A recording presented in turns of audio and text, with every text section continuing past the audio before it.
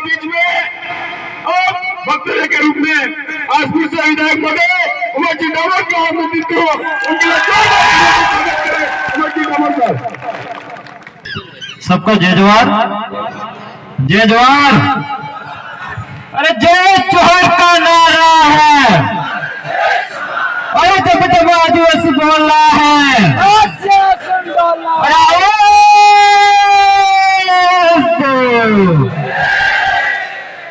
खूब खूब धन्यवाद। आज सोनारा बेल की धरती पर इस मैदान में खचखचाई हुई आम जनता और भारत आदिवासी पार्टी के और आदिवासी परिवार के असली धरातल पे सिपाही आज इस मैदान में मैं थावरचंद जी को कहना चाह रहा हूं कि ये सोनारा बेल की धरती पर ये इस मैदान में हवा का रूप बता रहा है कि आपको डर के नहीं डट के रहना है, जरूर न्याय मिलेगा। ये मैं कह रहा हूं।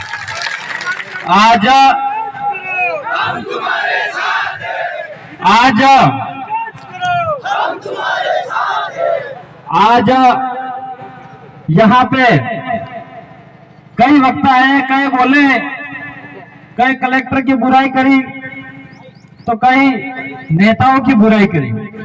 मैं तो कहना चाह रहा हूं ये कलेक्टर साहब जो सलम्बर में बैठे हुए हैं वो लाचार है, डरे हुए हैं।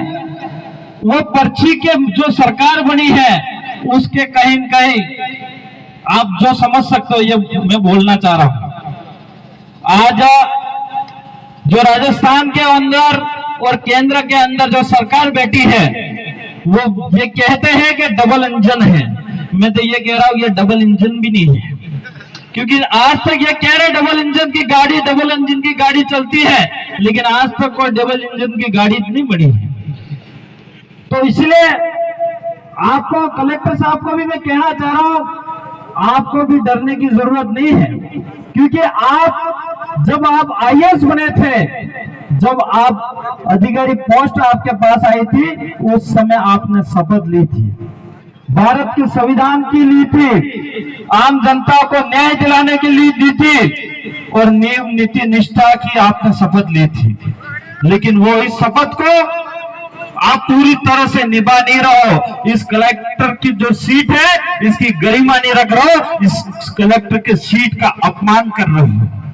ये बड़ी दुख की बात है। इसलिए मैं कलेक्टर साहब को भी कहना चाह रहा हूं कि आप मजबूत रहो, लाचार मत रहो, वरना फिर हमें मजबूर नहीं होना पड़ेगा। क्योंकि कहीं कहीं इतना दबाव कलेक्टर साहब पे आ रहा है, लेकिन मैं तो कहना चाह रहा हूं कलेक्टर साहब, आप आपका स्वयं का निर्णय लो। एक आप आईएएस हो, जिस तरह से आपने शपथ ली है, इस तरह से अगर निर्णय लेने में आप कामयाब रहते हो तो मैं समझ सकता हूं मेरे भाई थावरचंद को न्याय मिल जाएगा। लेकिन ऐसा नहीं हो रहा है। और मैं तो कहना चाह रहा हूं आप सब जनताओं के हाथ में पावर है, आपके ताकत है। आज मैं विधायक बना हूं, 5 साल के लिए हूं। इसी मंच पे अभी कुछ बुराई करके गए थे, जो हमारे आदिवासियों के मकान को जलाने की बात करता है, पत्थरबाजी करवाने की बात करता है, लट मारने की बात करता है। वो कौन था? मन्नालाल जी रावत। मन्नालाल जी रावत ये पता नहीं, एक लड़के हुआ ये भी नहीं पता हुए। मन्नालाल जी ये भी नहीं पता हो कि आदिवासी झोपड़ी कटले पुराने बड़े ले है, वो भी नहीं पता है, फिर भी कह रही है। लेकिन मैं कहना चाह रहा हूं, मन्नालाल जी को भी कहना चाह रहा हूं और आपको भी कहना चाह रहा हूं, जिस दिन मन्नालाल जी इन झोपड़ियों में वोट लेने के लिए आएंगे, तब आप मन्नालाल जी को जवाब देना पड़ेगा। और मन्नालाल जी वोट लेने के लिए झोपड़ियों में नहीं आएंगे। मन्नालाल जी को सिपाही है, जो नौकर है, जो नौकरों और कुकरों और पैसा खावानी आदत है, वह झोपड़ी में आवे, वह आवेंगे और उनको जवाब देने के लिए आपको तैयार होना पड़ेगा। कि नहीं पड़ेगा? क्योंकि मन्नालाल जी आज सांसद बने हैं, वो शिक्षा की बात नहीं कर रहे हैं। हमारे उदयपुर संभाग से वो सांसद बने हैं इस सीट से, लेकिन वो शिक्षा की बात नहीं कर रहे हैं, रोजगार की बात नहीं कर रहे हैं, वो धर्मों की राजनीति करने में लगे हुए हैं। हमारे आदिवासियों के वोट पे जीत के वहां पे जा रहा है सांसद बन के दिल्ली में, और हमारी झोपड़ियां जलाने की बात करता है, लूट मारने का काम करता है। ऐसे नेताओं को सबक सिखाना पड़ेगा कि नहीं पड़ेगा? वो कौन सिखाएगा? और नेताओं की 5 साल में एक बार परीक्षा होती है। कितने?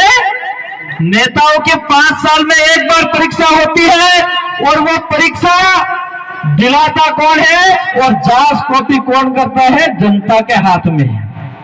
तो आपको तय करना है, नेताओं की जब परीक्षा होगी तब भी जवाब देना है। लेकिन इससे पहले ही जो डबल इंजन की सरकार को, मैं नहीं कह रहा ये डबल इंजन की सरकार है, इंजन तो फेल है ये, लेकिन फिर भी कह रहा हूं, ये अभी उपचुनाव हो रहे हैं, उसमें सबक सिखाना पड़ेगा कि नहीं पड़ेगा? यह उपचुनाव हो रहा है 84 और सोलंबर विधानसभा के अंदर, उसमें उनको सबक भाजपा वालों को सिखाना पड़ेगा कि नहीं पड़ेगा? ये बताओ मेरे को, सिखाना पड़ेगा? देखा, हाथ ऊंचा करके बताओ मुझे। जरूर मुझे विश्वास और भरोसा और उम्मीद है कि जिस तरह से आपने हाथ खड़े करे हैं, पूरी ताकत से मेहनत करना और इतना रगड़ा साफ करना है, इतना रगड़ा साफ करना है कि दरिया यहाँ पे सोलंबर विधानसभा 84 के अंदर तो जमानत जब्त होने वाली ही है, लेकिन सोलंबर विधानसभा के अंदर भी कांग्रेस बीजेपी की जमानत जब्त हो जानी चाहिए। ऐसी तैयारी आपको करनी होगी। आज हमारे यहाँ पे जितनी तस्वीर लगी हुई है, जो कालीबे कलाशवा टाटे मामा बिल की, बिरसा मुंडा की और राणा पुंजा बिल की, उन्होंने इतिहास उनका उठा के देखे हम, तो उन्होंने बहुत लड़ाई लड़ी, और उस समय कोई प्रशासन नहीं साथ दे रहा था, उनको भी जंगलों में रहकर लड़ाई लड़ी है। जब खाना और भोजन पीने का पानी नहीं मिलता था, उस समय उन्होंने लड़ाई लड़ी है, और उन्होंने तब हमको हक दिलाया है, तब अधिकार दिलाया है हम लोगों को। और उस इन नेताओं के पास, जो हमारे क्रांतिकारी थे, पुरखे थे, उनके पास शिक्षा भी नहीं थी, पढ़ाई का अधिकार नहीं था, उस समय लड़ाई लड़ी है उन्होंने। और आज जो हमें ये अधिकार दिवस जो मिला है, विश्व आदिवासी अधिकार दिवस मिला है, मैं मानता हूं उनकी पुरखों को इतिहास के हिसाब से हमको मिला है। इसलिए आज मैं कहना चाह रहा हूं, उन्होंने जो संघर्ष करा है वो संघर्ष तो हमको नहीं होगा, लेकिन आज लोकतंत्र के अंदर जो चुनाव हो रहे हैं, उस चुनाव के अंदर मेहनत करके हमको जीत हासिल करनी पड़ेगी, नहीं करनी पड़ेगी? इस चुनाव जो लोकतंत्र है उसमें हमको जीत हासिल करनी पड़ेगी। आज मैंने वीडियो के अंदर देखा था कि कई सारे हमारे मेरे साथी भाई थावरचंद जी और उनके साथी जो हमारे सरपंच थे, और कुछ लोग उनके जो स्थानीय लसाड़िया के थे, वो जबरदस्ती दुपट्टा खींचने का काम करते थे, किसी का रुमाल, किसी को धक्का मुक्की करने का काम कर रहे थे, और वो भी सरपंच ही थे। यहाँ पे जो लसाड़िया के अंदर जो भी साथी आए हैं, जो भी बहुसंख्यक में होंगे, आपको वहां पे भी जाके मेहनत करनी है, और उन सरपंचों को भी वापस घर पे बिठाने का काम भी आपको करना पड़ेगा। तब जाके हमारी असली लड़ाई जीती जाएगी। आज जहां न्याय मिलने की बात आई, तो थावरचंद जी को न्याय तो मिलेगा, क्योंकि मैं भी शाम को ही आया जयपुर से, और विधानसभा सचिव को मिला, और उन्होंने तुरंत कहा, वो तो कह रहे थे कि आप ही हुआ, मैंने साहब आपके साथ हुआ, मैंने कहा मेरे साथ नहीं हुआ, हमारे भाई के साथ हुआ, क्योंकि हमें 3 हरकत देखा, और वो पहले ही विचार करते हैं कौन है कौन नहीं है। और उन्होंने भी कहा है कि जो भी हो अध्यक्ष के मार्फत से हम कलेक्टर को दे देंगे, और आ भी गया है, लेकिन वो कलेक्टर साहब तो अभी पूरी तरह से डरे हुए हैं। हमने कहा कि एक बार आपकी जो जांच कमेटी बनी हुई है, एक बार कॉल तो कर लो हमारे सामने, फोन के सामने देखते हैं, लेकिन फोन करने की हिम्मत नहीं है उनको, इतने डरे हुए हैं। तो ऐसे कलेक्टर साहब को अपनी खुद की कुर्सी की जो गरिमा है, इस गरिमा को रखना पड़ेगा और उनको सही निर्णय लेना पड़ेगा। और जो सोलंबर की जनता और दरियावत विधानसभा के जनता के साथ जो अन्याय हुआ है, उसको न्याय के लिए न्याय दिलाना पड़ेगा, लेकिन वो कर नहीं रही। और मैं तो कहना चाह रहा हूं, हमारी कमेटी की अभी मीटिंग बाकी है, अभी 2-3 घंटे का कलेक्टर साहब ने समय दिया है।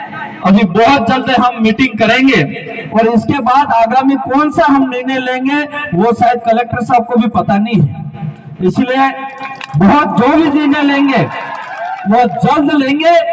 और हम कह रहे हैं कि हम लोग, ये लास्ट में एक शब्द ही बोलना चाहूंगा, हम लोग आदिवासी बहुत ही मजबूत है और आज की तारीख में आदिवासी के साथ एससी, ओबीसी और हमारे राजपूत भाई भी जुड़ गए हैं।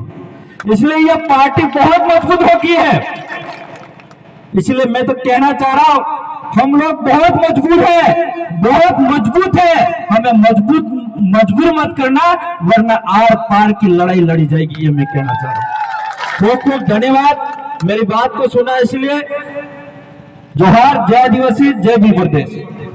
खूब खूब जोहार विधायक साहब हसपुर। और मैं अब ज्यादा समय न लेते हुए, क्योंकि हमारे